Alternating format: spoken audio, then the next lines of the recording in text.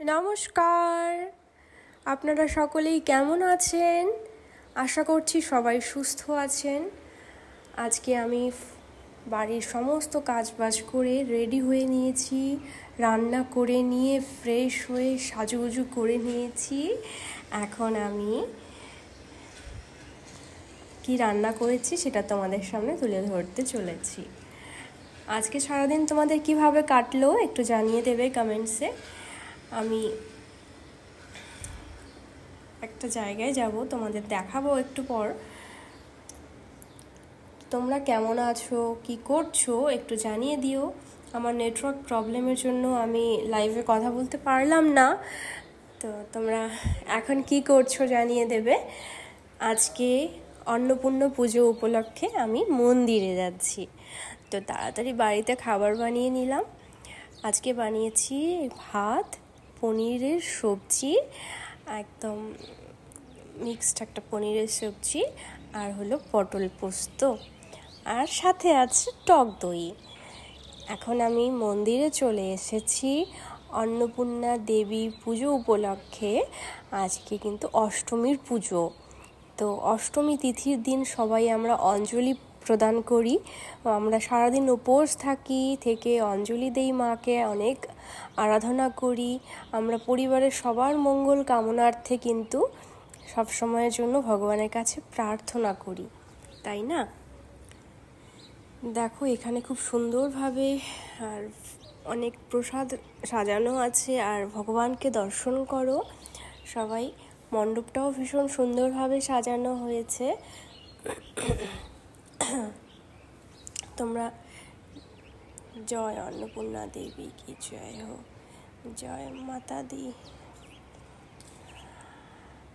আর তোমাদেরকে আমি শেয়ার করতে চলেছি আজকে পুজোর স্পেশাল ব্লগ।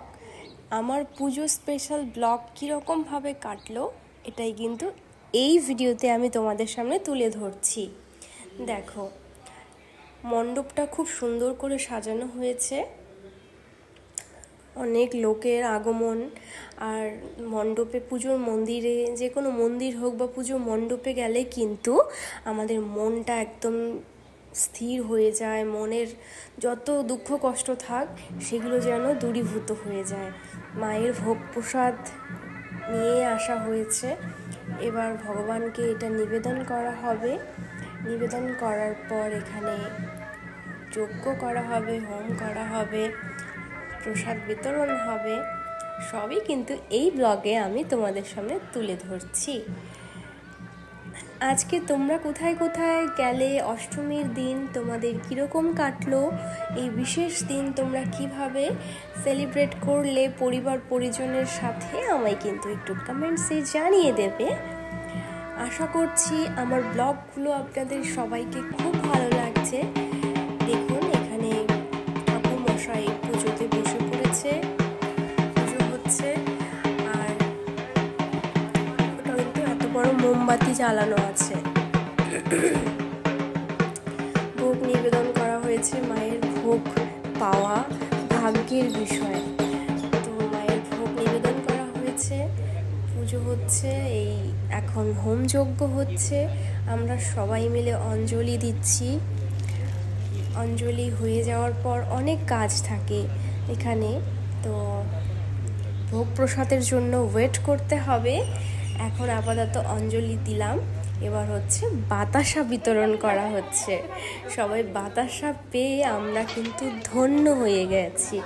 আমরা বাতাসা প্রসাদ আপাতত পেলাম, একটু পর আমরা ভোগ প্রসাদ পাবো, সেটা তোমাদের নেক্সট ব্লগে শেয়ার করব। Thank you so much, thank you.